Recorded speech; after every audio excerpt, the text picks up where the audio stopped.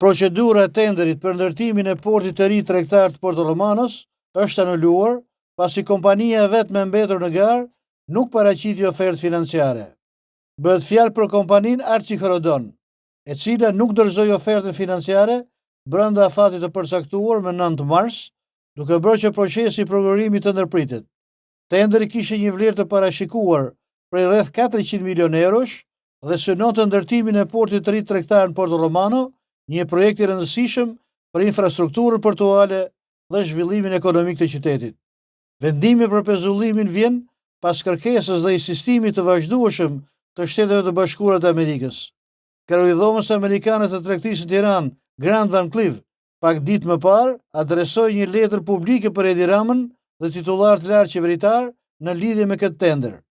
Van Cleve e konsideron këtë projekt si një vendim që merret një herë në 100 vjet dhe kërkoi shtyrjen e garës, pasi sipas tij projekti ekzistues i jep Shqipërisë shansin të jetë konkurrues në rajon. Ndërkohë SPAK ka nisur hetimet lidhur me procedurën e tenderit për të sqaruar çdo pasaktësi ose shkelje gjatë procesit të prokurimit.